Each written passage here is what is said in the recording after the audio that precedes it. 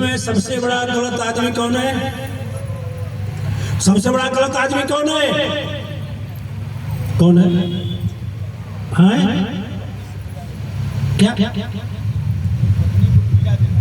अच्छा एक बात हो गई। नहीं व्यक्ति की बात बोले हैं, पति की बात नहीं बोले हैं, वो भी ठीक बोल रहे हैं। सबसे बड़ा गलत कौन आदमी?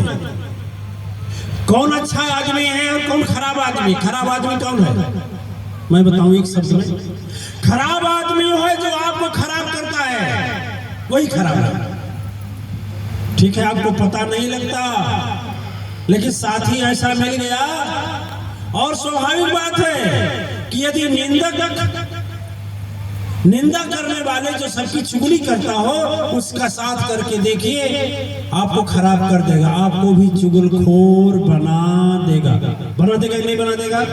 आप एक शराबी का साथ करके देखिए, मैं दावा करता हूँ 5 हफ्ता नहीं बीतेगा, 6वें हफ्ते में आपको भी शराबी बना देगा।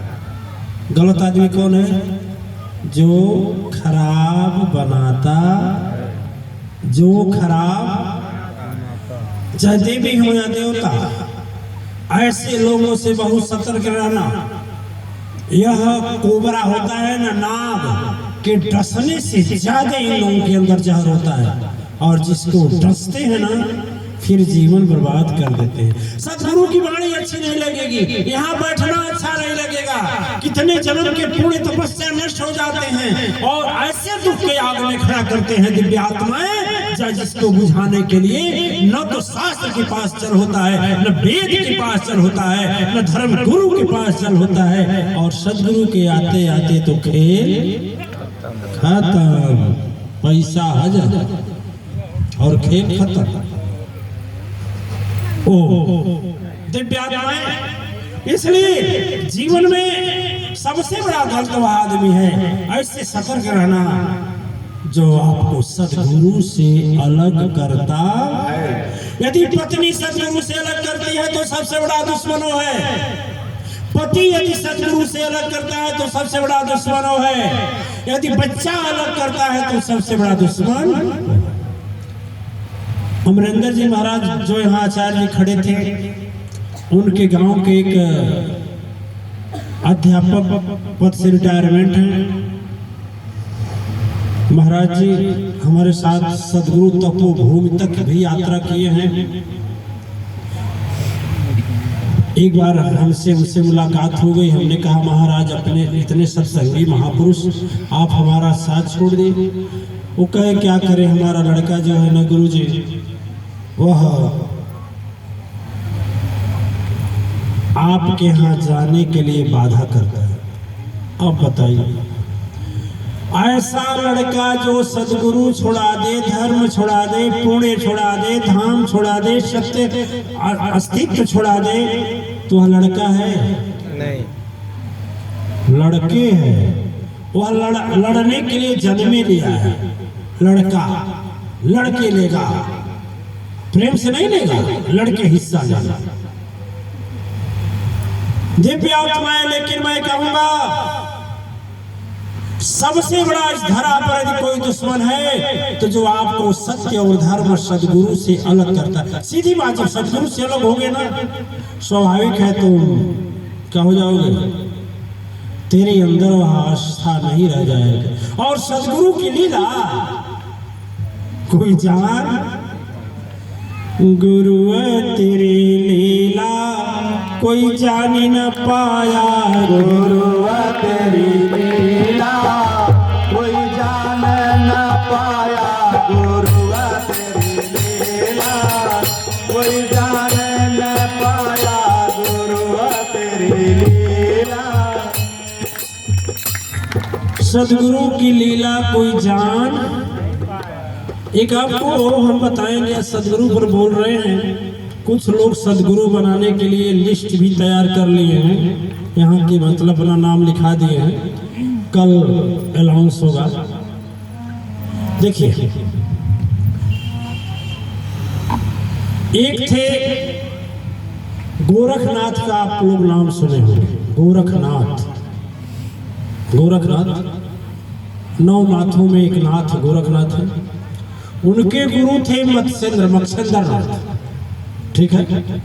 एक बार की बात थी कि गोरखनाथ नदी के तट पर तपस्या कर रहे थे। ध्यान से सुनिएगा, नदी के तट पर तपस्या कर रहे थे तो आकाश और पर्वत दो ऋषि थे, उन लोगों को सिद्धि प्राप्त थी, वह आकाश मार्ग से जा सकते थे। तो आकाश मार्ग से जब आकाश ऋषि जा रहे थे तो गोरख को ध्यान लगाए देखा तो उतर गए। शब्द खोजना, आपका भी जीवन इसमें मिल सकता है, ठीक है ना। तो जब ऊपर से जा रहे थे तो जब देखे गोरखनाथ ध्यान लगाए हैं तो आकाश मार्ग से नीचे आ गए। आकाश ऋषि पर्वत तो नहीं उतर, लेकिन आकाश उतर गए।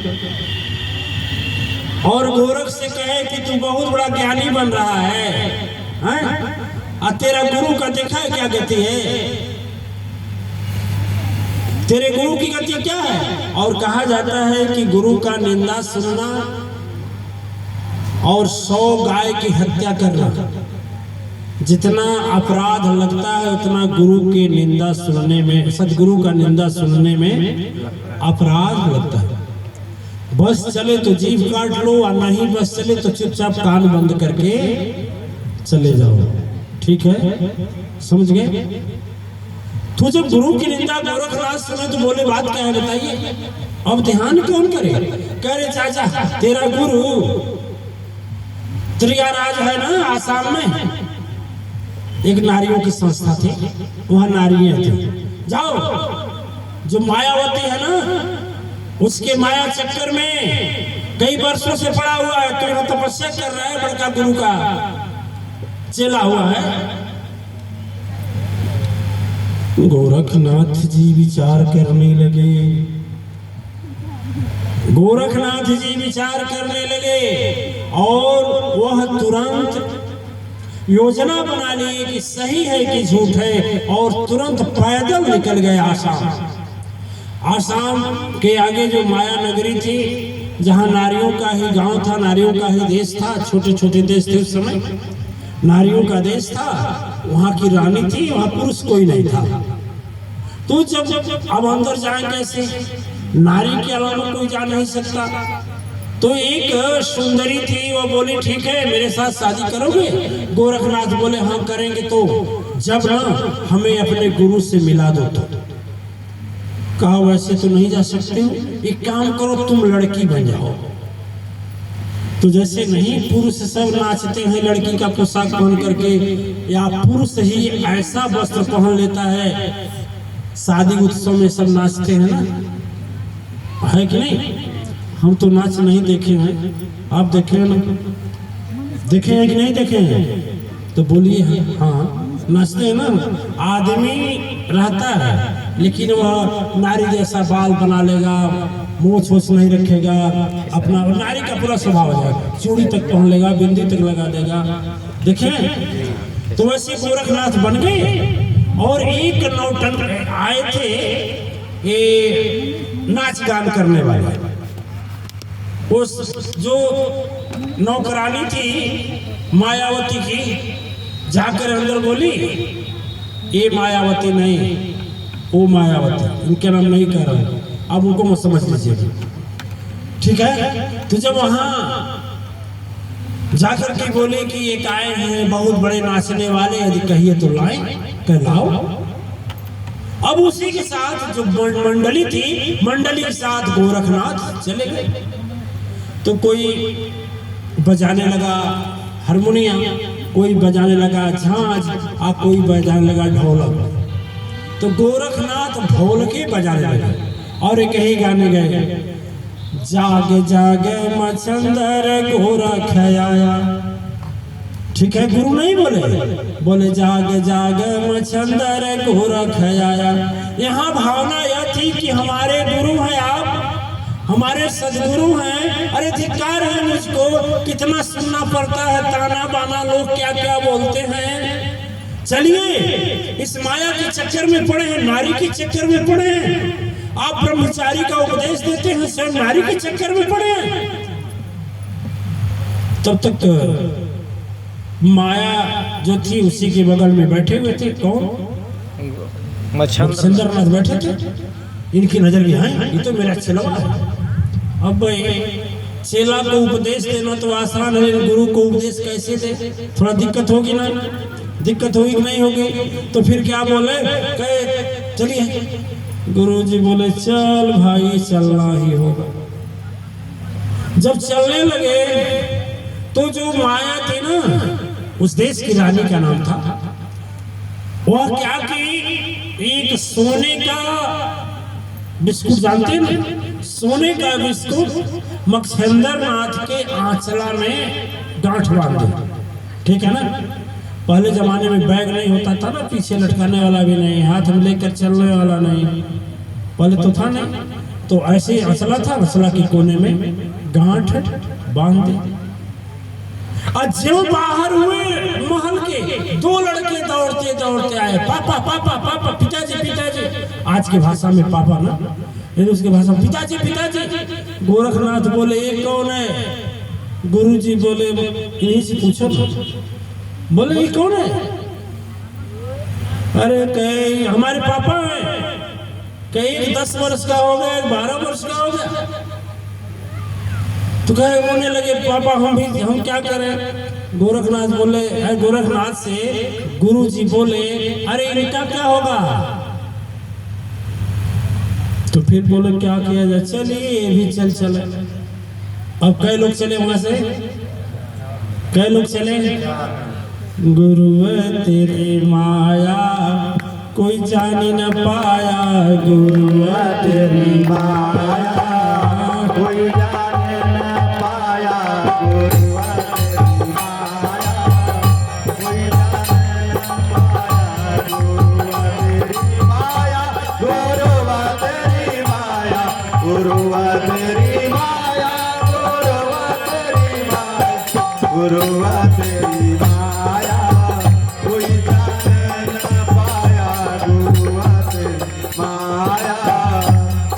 सतगुरु क्या करते हैं उनका नकल नहीं करना चाहिए, क्योंकि उनकी माया वो ही जाने।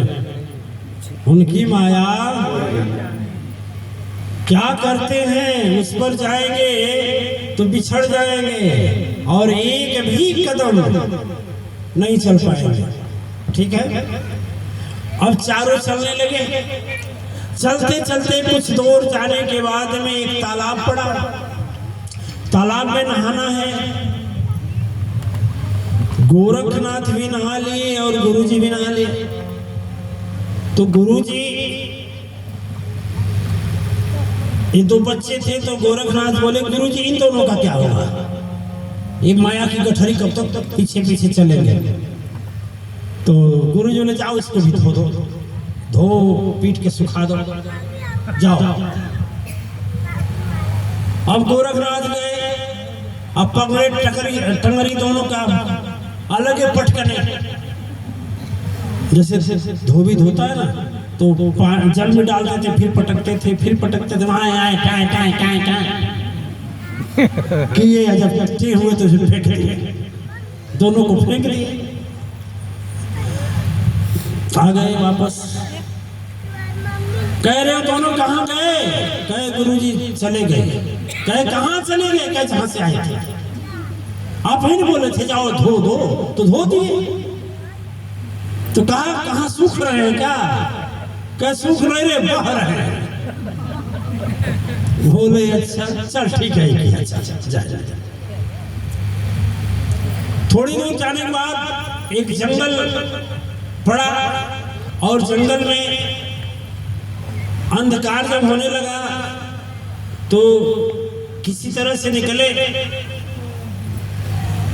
और बोले गोरखनाथ इधर कोई है? गोरखनाथ कोई डर नहीं है? बोले नहीं नहीं गुरुजी कोई डर नहीं। कह रहे डाकुओं को नहीं, कह नहीं कोई डाकू नहीं है। अच्छा एक तो गोरखनाथ को ये अभिमान हो गया, ध्यान दीजिए, गौर कीजिए माया को। गोरखनाथ को जो तो कहानी चल रही है, लेकिन इसका सारांश देखिए, भाव देखिए। गोरखनाथ को घमंड हो गया कि मैं गुरु से भी ज्ञानी हो गया, कि गुरु को माया से अब देखिए आगे क्या होता है। अब गुरु की लीला भी है, कैसे किसको ज्ञान देते हैं, कैसे किसको माया से निकालते हैं, कैसे किसका संकट काटते हैं, ये गुरु की माया गुरु ही जाने और न जाने। ठीक है। अब जब कहें कि कोई खतरा तो नहीं है, गोरखनाथ बोले सन्यासी आदमी जिसका एक ही भगवान होता है और कोई नहीं होता है, और जब भगवान है ये रहे तो खतरा क्या है। बहुत करेगा, कोई मार देगा तो भगवान से थोड़ा छुड़ाएगा, शरीर से अलग करेगा, भगवान से तो अलग करेगा नहीं। फिर ये कैसे सन्यासी, हमारे गुरु जी को क्या हो गया, इतना भी ज्ञान नहीं, लेकिन कैसे उपदेश दे। मन में सोचने लगे कि तू गुरु बाड़ा की क्या बड़ा, तुमसे नहीं तो हमारी बाड़ा। आज अच्छा नहीं। फिर जब दूसरा सुबह हुआ तो गुरुजी कहे कि अब तो स्नान करना चाहिए ना, गोरख जाओ पहले तुम स्नान करके आओ। गोरखनाथ स्नान करने गए, स्नान करके आए तो अब मक्षेंद्र नाथ की बारी आई। जब मक्षेंद्र नाथ की बारी आई तो वो जो चला था लपेट करके दिए गोरख को, बोले गोरख देख संभाल के रखना, देख बहुत संभाल के रखना। इसमें 3 बार बोले देखना ठीक से रखना, फेंकना कुछ नहीं। तो गोरखनाथ बोले आज तक मैं हजारों बार अपने गुरु का क्या ले हूँ, हसरा लिया, कभी ऐसी बात नहीं बोले। इस समय क्या है। तो जब गुरु जी जैसे डुबकी मारे तो टटोलना शुरू किए तो कुछ लगा। अब उसको क्या किए, खोले तो देखे क्या था, सोने का, और उस बिस्किट को फेंक दिए पानी में फेंक दिए, और उसकी जगह एगो पत्थर बांध दिए, पत्थर का टुकड़ा बांध दिए। जब गोरखनाथ आए, जब गुरुजी नहा कर आए तो गोरखनाथ दे दिए।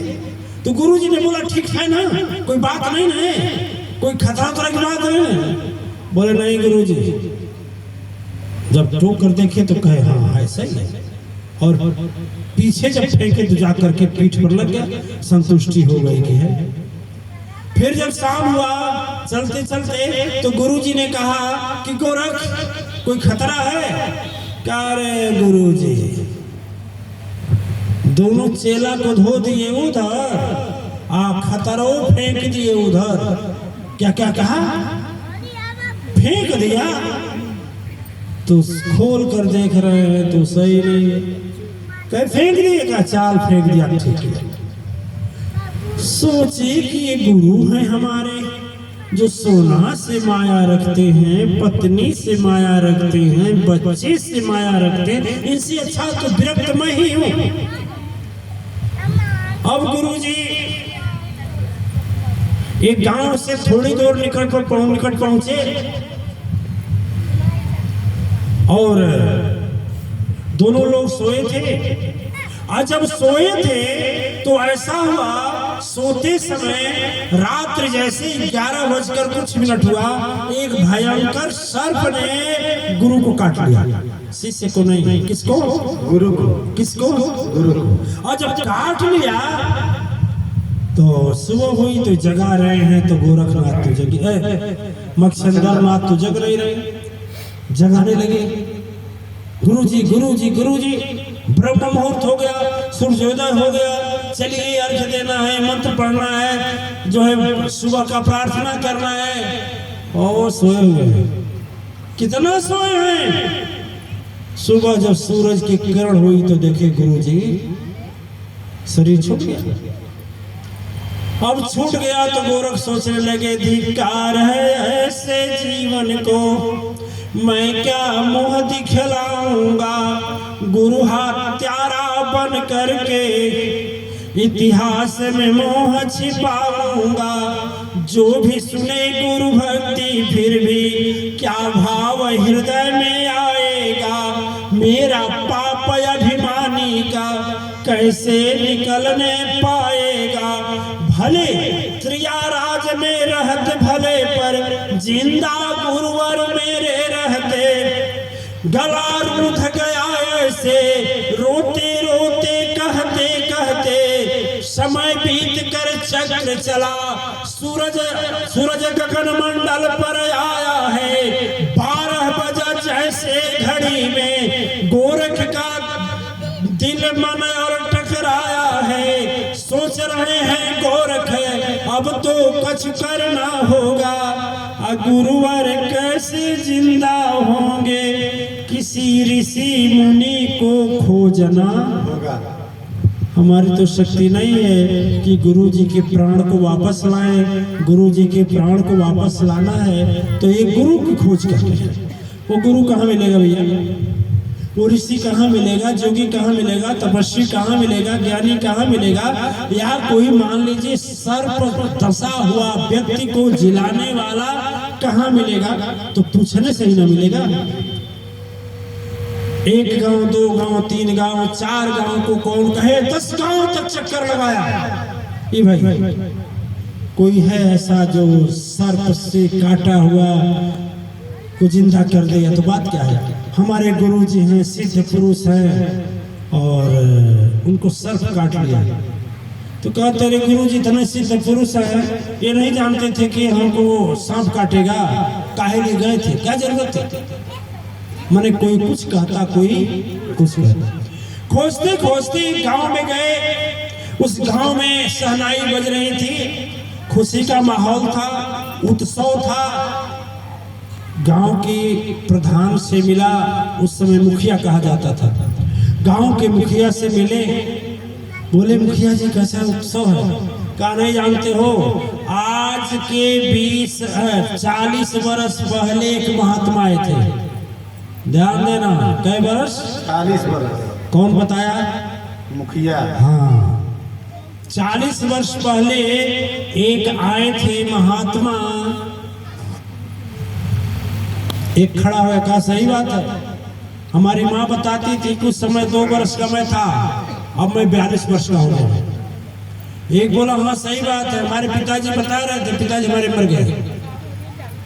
एक 20 वर्ष का था, कहा हाँ सही बात है, हम भी यहाँ पहरा देते हैं कि कोई अंदर जाए ना। और 7 फाटक के अंदर बंद हैं और आज उनकी समाधि पूरी होने वाली है। ध्यान से सुनिएगा, आज उनकी समाधि पूरी होने वाली है। आज समाधि टूटेगा और इधर देखिए 2 लाश इधर है, 4 लाश इधर है, 5 लाश उधर है। वो जब समाधि टूटेगी, पहले ताला टूटेगा, पहला, फिर दूसरा, फिर तीसरा, फिर चौथा, फिर 5वां, 6वां, 7वें में आकाश में आवाज होगी, 7वां ताला टूटेगा और उस महामुनि का ध्यान छूटेगा। आएंगे और जैसे हाथ उठाएंगे सभी लोग जिंदा हो जाएंगे। तो बोले क्या करें, हम भी अपने गुरु जी को लाए क्या? बोले क्या हुआ? कहा तेरे गुरु जी को क्या हुआ? कहा सांप काट लिया। कहा ठीक है घबराओ नहीं, पहले आने दो, पहले उत्सव में भाग लो। सब लोग नाचते थे, गाते थे, भजन करते थे, सत्संग करते थे। इन गोरखनाथ को नहीं अच्छा लगेगा। गोबर से पैदा किए थे गोरखनाथ को, अपने शक्ति से गोरखनाथ को मत्स्येंद्रनाथ एक कूड़ा से प्रकट किए थे अपने तपस्या के प्रभाव से। जन्मदाता वही थे। तो अब जन्मदाता और पालन करता वही थे। एक तो गुरु शरीर छूट गई, तो लेकिन मुखिया के साथ लोगों ने बोला कि देखो ना, जब दिल से मगन होकर के भजन करेगा ना, तभी यह ताला टूटेगा, नहीं टूटेगा। पूरे गांव की जनता नहीं, लाखों जनता आ गई, इकट्ठा हो गई। वह भीड़ देख करके कि आज महामुनि तपस्वी 40 वर्ष तक जिन्होंने न दाना, न पानी, न खाना, न नींद, नहाना, कुछ नहीं, एक आसन में बैठे हैं। अजय बताइए, सिद्ध पुरुष नहीं रहेगा तो जी जाएगा कि मर जाएगा? मर जाएगा। बोले मर जाएगा। नहीं सुन रहे हैं का? मर जाएगा। अब गोरखनाथ को भी ध्यान लगा कि भाई हम झूठे घमंड करते थे, हम तो अभी 12 दिन भी ध्यान नहीं लगा पाते हैं, 40 वर्ष से समाधि में हैं और इतने लोग हैं तो कोई झूठ नहीं बोलेगा। सचमुच बात है। अब सब लोग ताली बजा बजा करके और जय हो गुरुदेव तुम्हारी जय हो, गुरुदेव तुम्हारी जय हो कर रहे थे। अरे कुछ लोग तमाशा वाले होते हैं, कुछ लोग तमाशा देखने गए कि झूठे सब हल्ला कर रहे हैं कि सही में वो 40 वर्ष तक जिंदा रहेगा भला, ये झूठे हल्ला कर रहे हैं। कुछ तरकी ऐसी गए देखने के लिए, और जब ही समय का चक्कर हुआ, पहला घंटा जो बजा, पहला ताला टूट गया, फाटक खुल गया। फिर दूसरा घंटा बजा, दूसरा ताला टूट गया, गेट खुल गया। तीसरा, चौथा, पांचवा, छठवां चला गया, और जब सातवां की पारी हुई तो आकाश मंडल में बहुत बड़ा गर्जन हुआ और सातवां ताला भी खुल गया।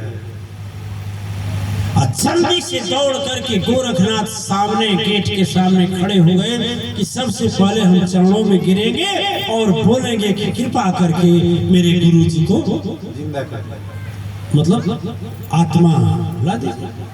लेकिन वहां क्या होता है, जब सातवां दरवाजा का ताला टूटता है, सातवां दरवाजा खुलता है, और जब उसमें से ऋषि प्रकट हो रहे हैं तो गोरखनाथ का तो यदि काटो तो खून नहीं, हाथ में जैसे नंगा तार या सांप पैर के नीचे पड़ जाता, आदमी चौंक जाता है, वही हाल गोरखनाथ की हो गई। वो देख रहे हैं ये तो हमारे गुरु मच्छिंद्रनाथ ही हैं। बोलिए सदगुरुदेव भगवान की जय। गुरु तेरी माया कोई जानी न पाया, गुरु तेरी माया कोई जाने न पाया, गुरु तेरी माया।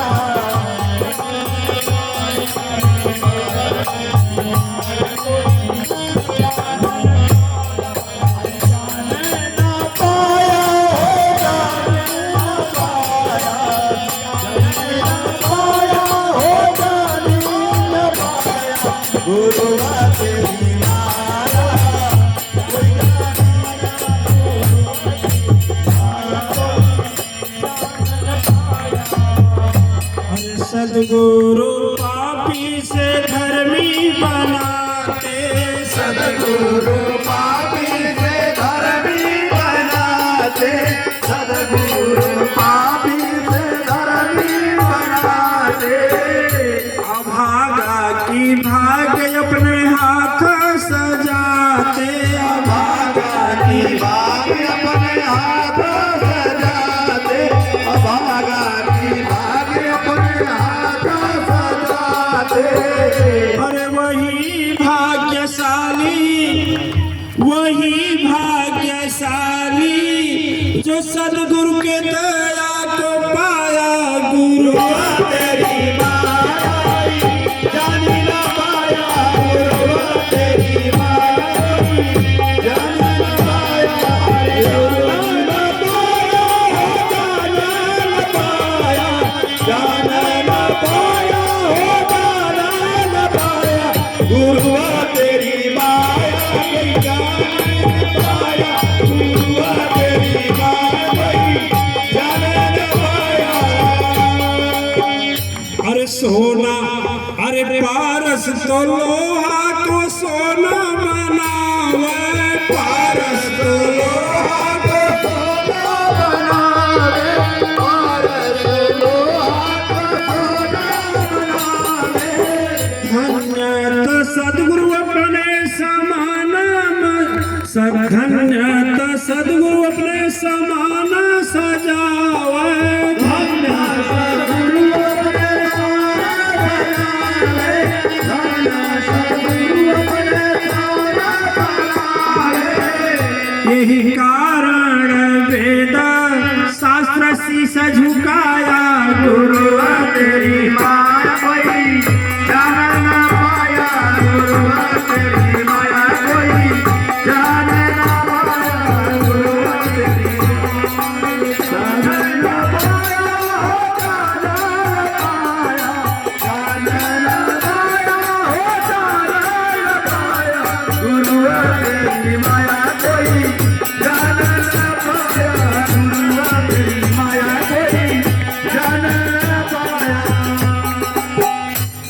दिव्य आत्माएं सुनते हैं कि पारस पत्थर को लोहे से स्पर्श करा दो तो क्या बन जाता है? सोना। लेकिन सदगुरु की महिमा पारस से भी ज्यादा है। और सदगुरु जिसको छूता है, सदगुरु शिष्य नहीं रहने देता, शिवत्व तो बना देता है, यानी अपने समान बना देता है। लोहा सोना बनाता है पारस, लेकिन किसी भी लोहे को पारस नहीं बना पाता है नहीं।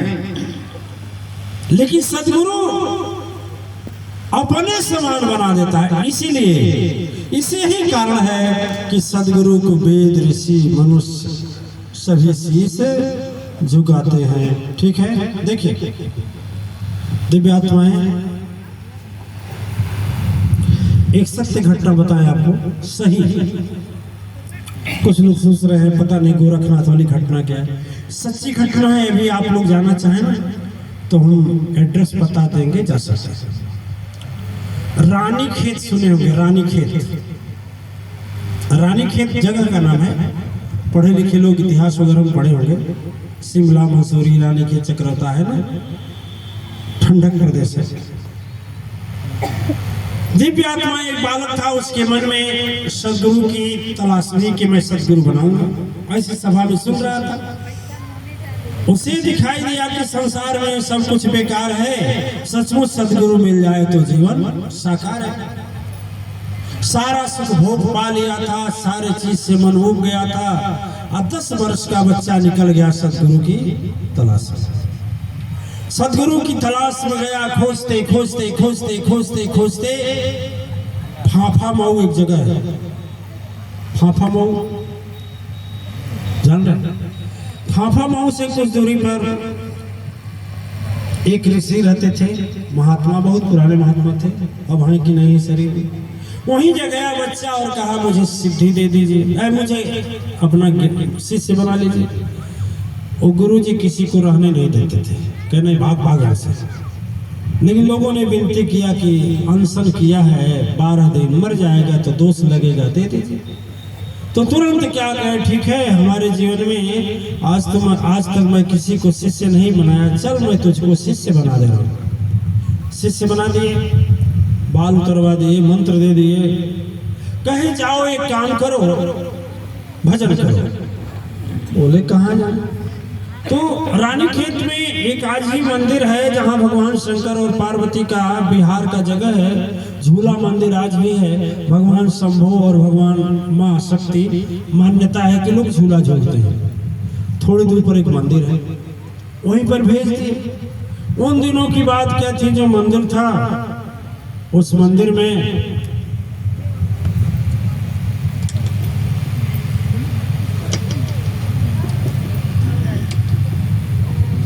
एक छोटा मंदिर था, गांव से थोड़ी दूरी पर, चूंकि रहता था कहाँ, जंगल में।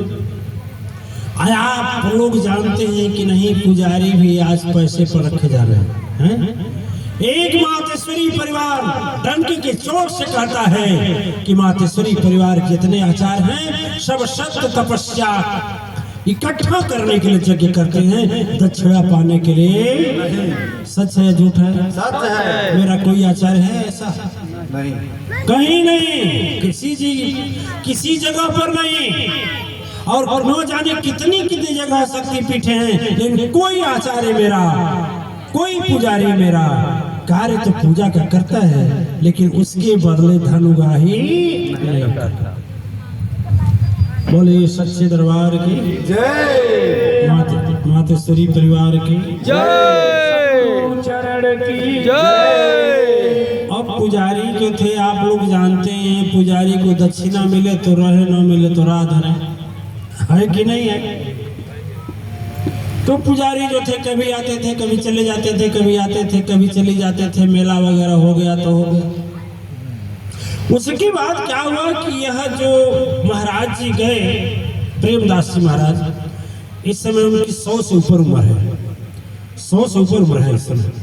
तो हमसे मुलाकात हुई थी इस यात्रा में, तो वो महाराज जी प्रेमदास जी महाराज जब गए तो ही मंदिर में संकल्प लेकर के बैठ गए और कहे कि मैं 12 महीना तक दिन रात तपस्या करूंगा और 12 महीने के बाद तब भोजन कुछ करूंगा।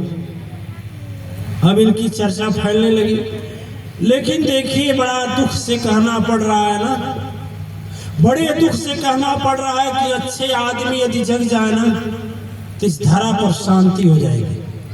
अच्छे आदमी बहुत ज्यादा हैं, लेकिन आप आज उनके अंदर एकमत नहीं है, एकाग्रता नहीं है।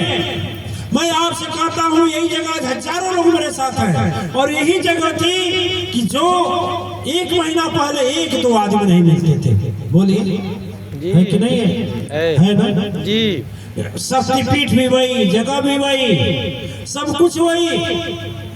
देखिए आज जितने धरा पर अच्छे लोग हैं यदि खड़े हो जाएं तो शांति एक क्षण में विश्व शांति हो जाएगी। लेकिन है क्या, एक दूसरे का मुंह देखते हैं, उनकी बारी आई तो उनकी बारी आई, चल हमारा नहीं ना, हमारा नहीं ना, लेकिन अंत में वो भी चला जाता।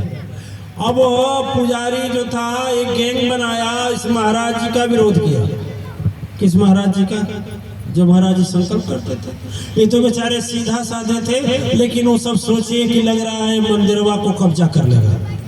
करेक्ट, मंदिरवा को इतना अपमान किए बेचारे, इतना अपमान किए उनका, जब बताने लगे तो आंख से आंसू उनके आने लगी। इतना प्रताड़ित किए, ऐसे ऐसे शब्द कहे कि मंच से कहा जाए कैसे। और सारे लोग हिंदू और ब्राह्मण थे, वो भी बेचारे ब्राह्मण थे, लेकिन फिर भी मात्र इसलिए उनको सताया कि कहीं कब्जा कर लेगा।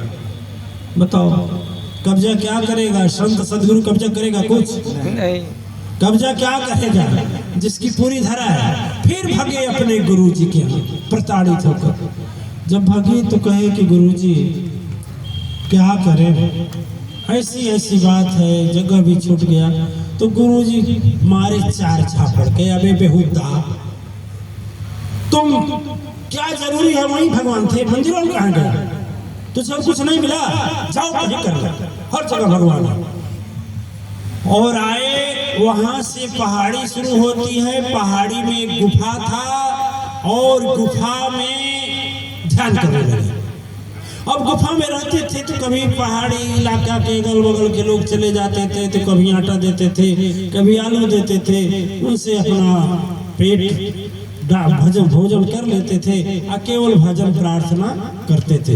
भगवान शंकर और माँ शक्ति का स्थान था, दिव्य आत्मा। वहां पर सेना का एक बहुत बड़ा सेना जो रहती है ना, भारतीय सेना, बहुत बड़ा भारतीय सेना का एक बना हुआ है छावनी। एक बार की बात थी कि जो एक अधिकारी जो था सेना का टहल रहा था और देखा एक शेरनी और 4 बच्चे। ध्यान दीजिए, सच्ची घटना। एक शेरनी, एक शेर, 4 शेर के बच्चे उसी में गुफा में जा रहे हैं। किसमें? महात्मा जी, जिस महात्मा में ध्यान कराए। अच्छा, जब वो अधिकारी देखा कि इसमें महाराज जी रहते हैं, इसी में गया, तो सोचे कि खा पी करके, क्योंकि जब अंदर गए तो 5 मिनट तक सभी रहे और छोटे छोटे शेर के बच्चे तो कुछ देर के बाद निकले। तो कहा कि महाराज जी को खा गया होगा, वैसे हम फायर करना भी ठीक नहीं। सुबह उठा तो जो पुलिस की फोर्स की छावनी बनती है, बहुत ऊंची व्यवस्था होती है, उसमें शेर नहीं जाते हैं, बहुत अच्छी व्यवस्था रहती है। तो सुबह जब गए और गुफा के दरवाजे पर जब गए तो गुफा में से महाराज जी, जाने कोई भक्त आया है, वही तुलसी दल और गंगा जल लेकर निकले, लीजिए। और जब वो खड़ा होकर कि वो देखने लगा कि हमारे आंखों देखी बात है, और भूखे शेर चले गए और हमें पता कि यह माद जो था, माद माने गुफा, जिसमें सिर रहते हैं माद कहते हैं, इसमें यह दोनों पति पत्नी शेर और शेरनी रहती थी। इसके 4 बच्चे थे, यहीं पर बच्ची थी। फिर छोड़कर चले गए, बाद में खोजते आए, लेकिन महाराज जी को देख करके फिर यहाँ से चले गए। ये नहीं कहे कि हमारे घर में तुम्हारा कब्जा क्यों है। सोचने की बात है कि आदमी जो दूध दही घी खाता है वह घृणा किया, वह भगा दिया, प्रताड़ना किया, लेकिन एक मांस खाने वाला जी शेर वह विरोध नहीं किया। महाराज जी को आया सोम करके और पैर का तलवा चाट करके चला।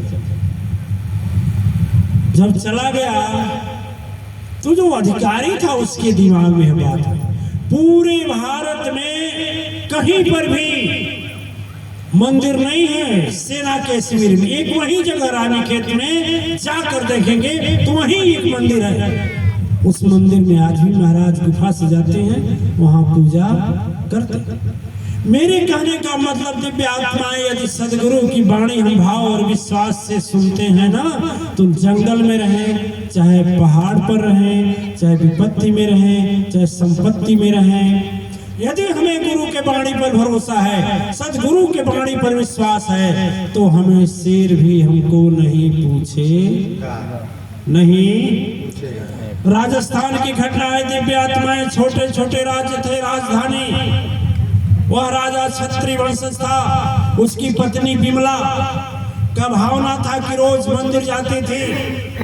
अकबर उस समय सम्राट था, इतिहास के पन्ने की बात बता रहे हैं, अकबर सम्राट था और वह राजा का टैक्स जमा करने जाता था अकबर के पास।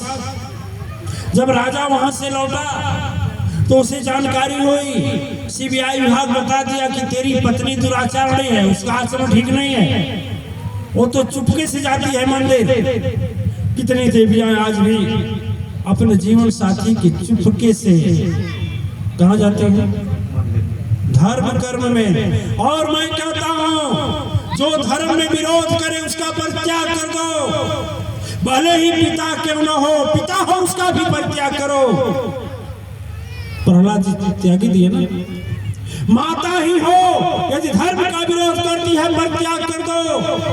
जैसे कैकेयी को भरत जी परित्याग कर दिए। पत्नी है यदि विरोध करती है परित्याग कर दो, राजा भरथरी की तरह। पति है यदि वह भी विरोध करता है तो मीरा की तरह और विमला की तरह पति का परित्याग कर दो।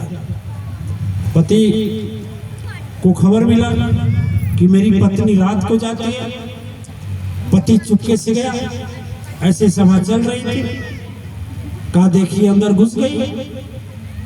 अंदर घुसने के बाद में सत्संग चला तब तक थी, गुरु आश्रम पर थे, गुरु आश्रम से नीचे गए, सब लोग अपने अपने घर गए।